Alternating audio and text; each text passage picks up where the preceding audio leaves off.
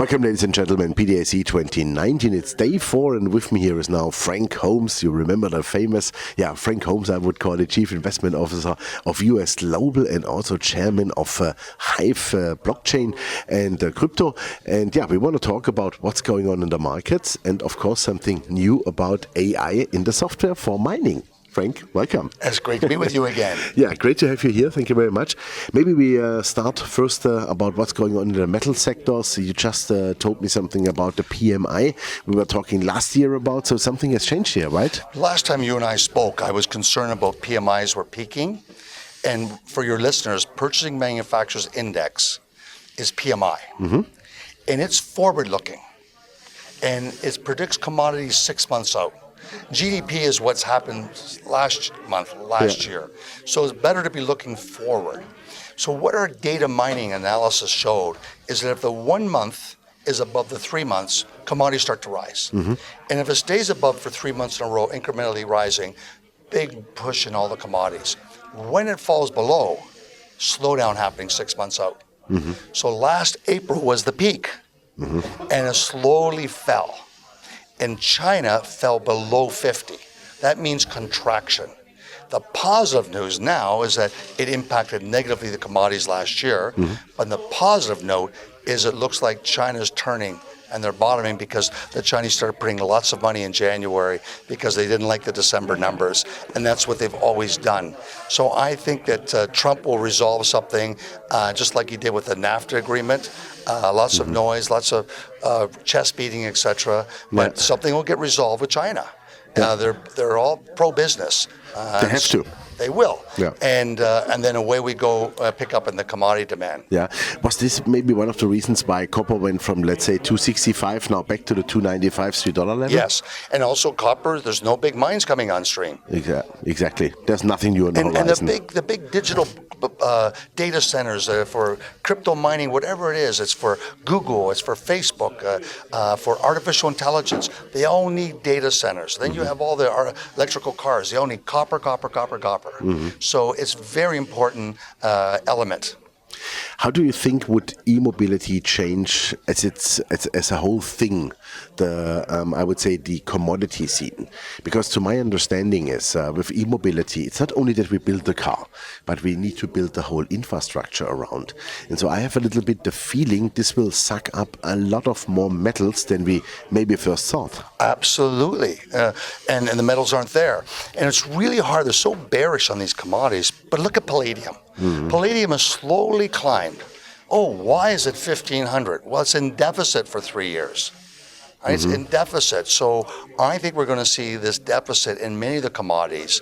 And then there'll all of a sudden be a wake-up call that the prices are rising. Mm-hmm. And I think that copper is one of those. And one of my favorite specs, now, it's tremendous optionality, is Gianni's company, Copper Bank. Yeah. I love it. Why? Because I can buy something for 8 cents Canadian with 38 pounds of in situ copper per share. Right? It's an option, I would say. It's an optionality on copper. So copper goes back to $4. I think that goes to $1. Yeah. So I bought 10% of the company for that reason. So I'm looking at those type of specs besides the Glencore's for copper plays. Mm-hmm, mm-hmm. Okay, super. You just told me also that you have a gold node, right? Pardon me? You have a gold note. Well, one of the investments we have is a company called Gran Colombia. Mm-hmm. It's the largest gold producer in Colombia, high grade, and they have a gold note, which I was involved with in the structuring, and it's a very attractive piece of paper. It's in all my funds. It pays monthly, which I really like. That's discipline. It's 8.25 minimum.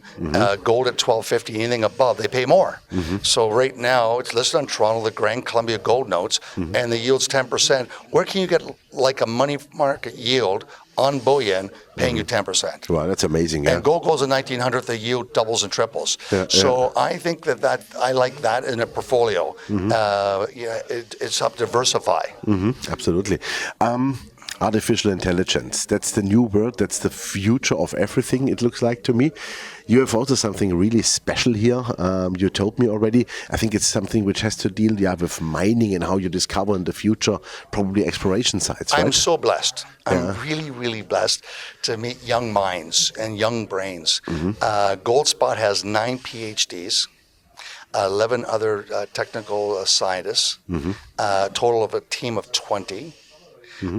They are very active in taking data and reassessing data. So if you're a gifted athlete or a gifted person, an architect, you can rotate things in your brain three-dimensionally. But most geologists can't look more than 4 maps. They can do 50. So it's a brand new way of interpreting, and Eric Sprott owns 10% of the company. Elliott Management through Triple Flags bought 10% of the company. Hothschild, myself, I went on as chairman, bought 10%. So we're all big believers in this new vision, and they've shown positive results. So it's a profitable business. So it's the first true pure AI company to go public.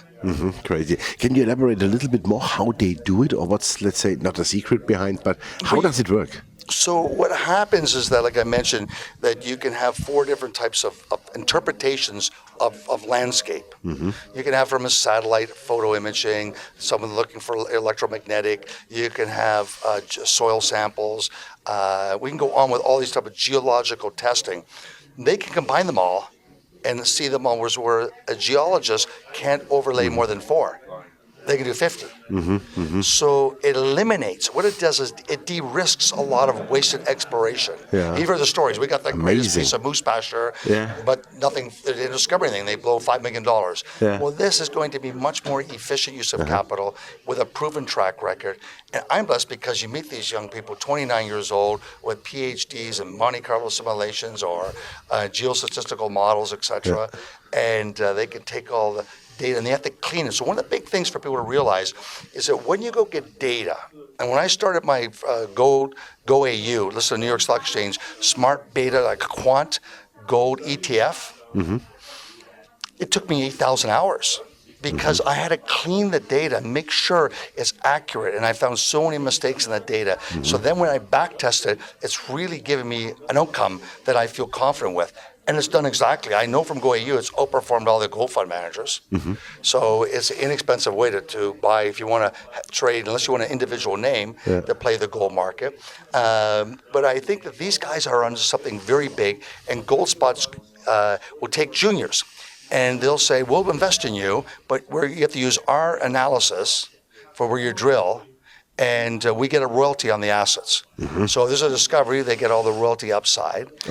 They also have a share position. So it's a unique way of having 20 really smart people looking at a young geologist deposit. And so a new company is going to be called Newfound Gold.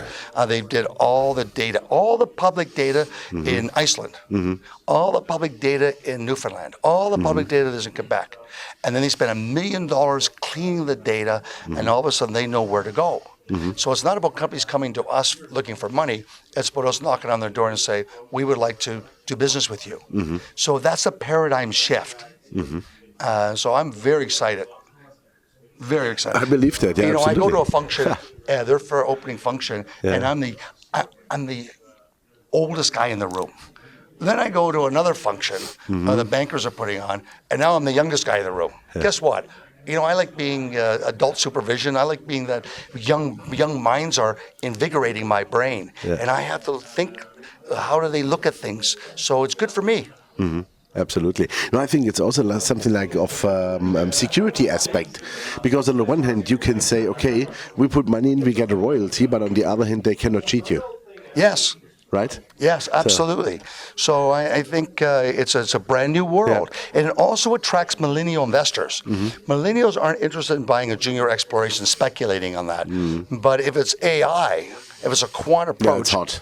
You know what? I'll trust that more than someone saying, I've got some nice, cool maps for you to look at. Yeah, absolutely. So SPOT is the ticker. And I'm very thrilled, and I'm honored to be with all these young, brilliant minds. Yeah, super. And the other part to share with you is Montreal.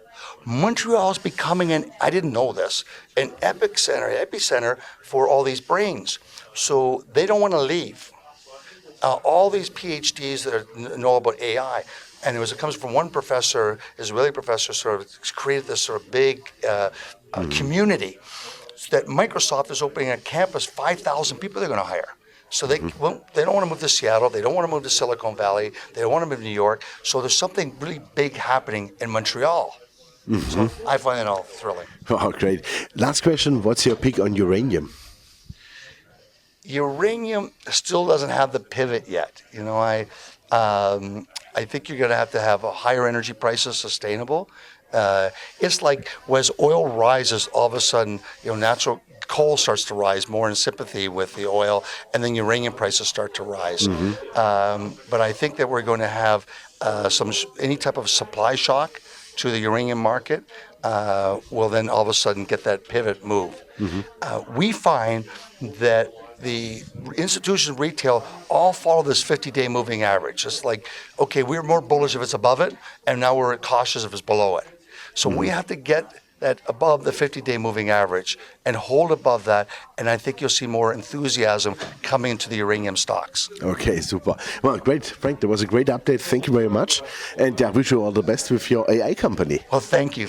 Super. Thank you very much. Yeah, ladies and gentlemen, it was Frank Holmes, the Chief Investment Officer of US Global, and you heard it. It looks like that we have had the bottom in the commodities. I would call it the PMI is turning an up to turn, and so from that perspective, it looks much better on the commodity side. So we keep our fingers crossed for that too.